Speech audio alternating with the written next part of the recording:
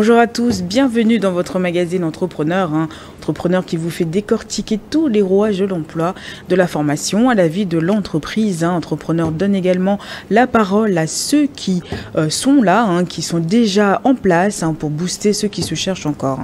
Donc ce matin, nous allons parler de comment redéfinir l'entrepreneuriat. Sachez que l'entrepreneuriat désigne l'action d'entreprendre, de mener à bien un projet, utilisé souvent dans les secteurs des affaires. Le thème entreprendre signifie créer une activité pour atteindre un objectif, répondre à un besoin. Donc comment comprendre ce que c'est que l'entrepreneuriat? Ce matin, je suis accompagnée de monsieur Achille Combat, qui est membre fondateur de Hope Bank Academy, qui est avec moi pour nous parler un peu de l'entrepreneuriat en long et en large. Bonjour monsieur Combat, comment allez-vous? Bonjour madame Messi, je vais bien, combattu, jamais abattu. Ah, ça c'est pas mal ça comme, comme slogan. Oui. C'est ça. Monsieur Combat, vous êtes membre fondateur de Hope Academy qui vise à l'éveil et l'engagement au principe de développement humain et économique durable. Donc aujourd'hui, ce thème qu'on a pris, c'est aussi pour comprendre réellement qu'est-ce que c'est que l'entrepreneuriat. Entreprendre, comment entreprendre. Et voilà, déjà avant tout, on va parler de vous. Parce que vous avez un bon paquet de bagages, donc racontez-nous un petit peu votre histoire. Merci pour le retour. En fait, comme vous l'avez dit, mon nom c'est Achille Combat. Pour la version courte, sinon c'est Achille Nangbong Combat Bombom. Je suis né à Dapan, maire de Kara. Et je suis le cofondateur de WeEquipeYou, une entreprise qui se focalise donc sur la technologie et le développement du capital humain à travers la technologie aujourd'hui basée donc en Caroline du Nord. Et nous avons donc des partenaires aussi sur place. Je suis aussi le membre fondateur de Hope Bank Academy que vous avez mentionné. Et cette initiative a démarré suite donc à certaines réalités et difficultés que nous avons donc vécues sur le terrain. Et c'est entre 2004 et 2009, j'ai mis en place le modèle de développement périn que nous appelons dans le modèle Kobier, et qui a attiré donc l'attention du département d'État américain, qui m'a donc invité en Amérique du Nord pour en fait dans un programme de partage professionnel et culturel pour donc étendre en fait ce modèle là en Amérique du Nord. Donc rapidement, voilà un peu résumé ce parcours, ou bien mon background, si je peux le mettre ainsi. C'est vrai que quand on se défonce, on est toujours repéré. Et c'est ça qui est aussi bien, parce que on se donne quand même à fond, on se fait entendre. Et quand on se fait repérer, c'est bien, très bien. Comme vous avez été aussi repéré par l'État américain, qui, voilà, ça aussi, c'est ce que vous apportez aussi dans votre pays. Oui. Je pense que vous touchez à un élément qui est important et j'espère que l'audience va aussi tirer d'une manière ou d'une autre profit donc de ces émissions que vous montez. Félicitations à vous, à toute votre équipe, parce que c'est pas un travail facile quand on a affaire à une population qui n'est pas encore pleinement ancrée dans l'éducation, dans l'apprentissage continu. Et j'aime beaucoup, par rapport à ce que vous avez soulevé, j'aime beaucoup rappeler, et si vous voyez, quand nous parlons de principes, ce sont des principes qui sont inscrits en nous déjà comme êtres humains, qui existent déjà autour de nous. Et nous partons avec la vie professionnelle, personnelle, à l'exemple de la manière dont notre ADN se développe. D'accord? Nous tous, nous savons, tout commence par 4 protéines formées par l'ADN. Okay? Et si on observe très bien l'évolution, l'ADN a besoin de s'exposer déjà à des expériences. Okay? Ça touche à ce que vous avez dit. Quel que soit ce que vous avez choisi comme expérience de vie, restez consistant avec ça. Parce que la preuve, si l'enfant qui naît, d'accord, qui doit apprendre à manger, durant ce processus-là, si on perturbe son apprentissage, d'accord, donc apprendre à manger ne va pas marcher. Alors donc, dans ce sens-là, nous invitons toujours notre audience, notre communauté, à capitaliser sur ces principes-là. Ensuite, qu'est-ce que l'ADN fait? Exposé aux expériences, elle se développe. elle apprend. Donc voilà pourquoi quand on commence par marcher, on titube un peu, d'accord? Jusqu'à ce que maintenant le corps prend l'équilibre et tout. Maintenant on dit, ah, nous marchons. On marche même sans réfléchir, ça devient automatique. Et maintenant ensuite, un élément très fort donc que le corps nous apprend, c'est quoi? C'est collaborer et maintenant contribuer à l'écosystème. Donc tout l'ADN, les tissus, les cellules, les organes collaborent et contribuent l'un à l'autre. Et nous sommes appelés comme êtres vivants dans tout ce que nous créons de faire pareil. Alors cette consistance-là, elle est importante, même si les gens ne vous remarquent pas, même si personne ne dit rien. Rester consistant, ça peut prendre 70 ans, ça peut prendre 80. C'est dommage. Oui, c'est dommage qu'on voit souvent, ah, je suis milliardaire à 30 ans. Oh, je suis ceci à... Non, chacun a un chemin. C'est ça notre unicité. Donc voilà ce que j'ajouterais de ce que vous avez dit. C'est rester consistant, tôt ou tard on vous remarquera. Et puis il n'y a pas d'âge pour apprendre, hein, parce que moi, c'est vrai qu'il y a des gens qui quand même participent au bac à 50 ans, 60 ans, parce que, et puis c'est leur fierté, il n'y a pas d'âge d'apprendre pour apprendre, et il faut aussi que les gens, c'est vrai que ça dépend aussi de l'environnement de tout un chacun. Bien sûr. Parce que c'est pas facile non plus. C'est pas facile. Je pense que l'environnement est très important si on peut toucher à ce côté-là. Nous tous, on a suivi le film Tarzan, d'accord? Oui.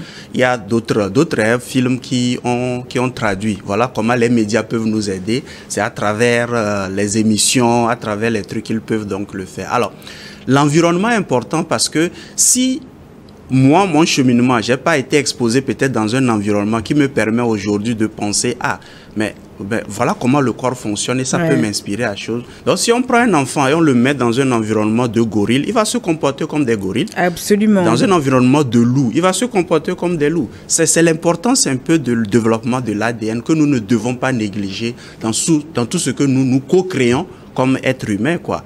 Donc, maintenant, par rapport à l'environnement, je voudrais quand même relever ceci. Cet environnement, c'est nous qui le créons. Je peux être dans un environnement, c'est là où c'est important de se comprendre, de se connaître. Je peux être dans un environnement corrompu. Par exemple, si je suis consistant avec mes principes et je les comprends, dans cet environnement corrompu, je peux créer mon environnement pour ne pas être affecté par la négativité peut-être de ce que je juge comme corrompu et tout. Je prends juste un exemple comme ça à la volée. Donc ce que vous dites est important. L'audience qui nous écoute, je pense que chacun de nous doit créer son environnement. Moi, quand j'ai commencé, déjà en deuxième année, je servais dans un bar. Mais je servais dans un bar avec un objectif bien précis. Parce qu'aucune entreprise ne voulait accepter que je teste le modèle Kobier de croissance Perrin-Kobier dont je vous ai parlé. Et tous ceux qui passaient, mes collègues, jusqu'à même en année de maîtrise, ils se moquaient, d'accord? Mais j'ai créé mon environnement. Et je savais ce que je voulais dans cet environnement. Parce que l'environnement, en ce moment-là, demandait à ce que tu ailles travailler à la banque, de trouver un boulot où tu es cravaté, tu as ta voiture, ainsi de suite. C'était la réalité. Et elle est une réalité aujourd'hui. Hein. Les gens vont à l'école se trouver un bon boulot. Mais cet environnement n'est pas propice pour tout le monde. Non. Moi, je savais que je ne pouvais pas être juste salarié quelque part. À cause de mon mode opérationnel qu'aujourd'hui aussi, à travers la technologie, nous aidons maintenant d'autres individus à les découvrir. Nous avons un atelier le 20 juillet même, d'accord, autour donc de la connation, peut-être on en parlera. L'environnement, je pense, vous avez soulevé un point important où il faut créer son environnement. Même dans un environnement qu'on trouve déjà pas favorable, il faut créer son environnement dedans.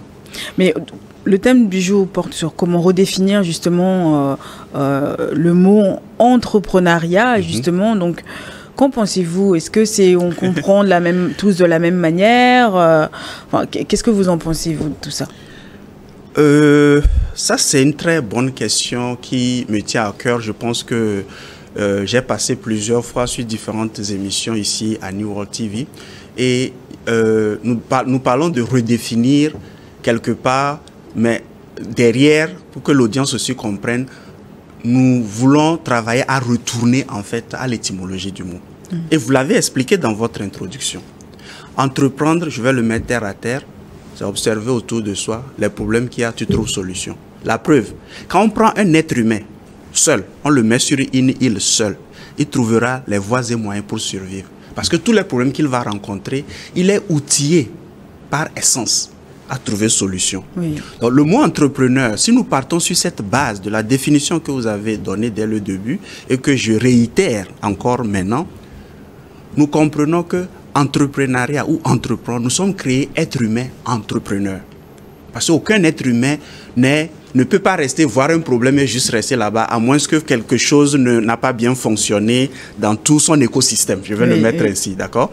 Donc nous sommes créés êtres humains entrepreneurs. C'est au 19e siècle que Jean-Baptiste C., un économiste, a lié l'entrepreneuriat à la terminologie économique et à l'entreprise.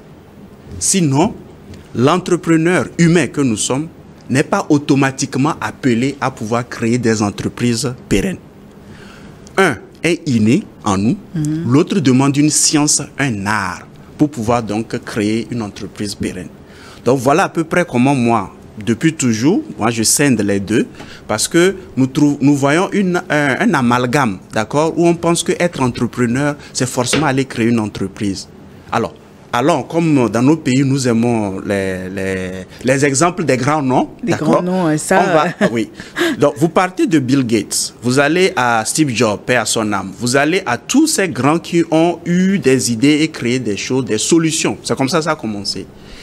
Ils n'ont pas été les clés moteurs des entreprises qu'ils ont mis en place que nous voyons aujourd'hui. Steve Jobs a été même viré de son entreprise parce qu'il n'avait pas la carrure, en fait, il n'avait pas tous les éléments pour pouvoir, en fait, créer une entreprise pérenne que nous voyons aujourd'hui.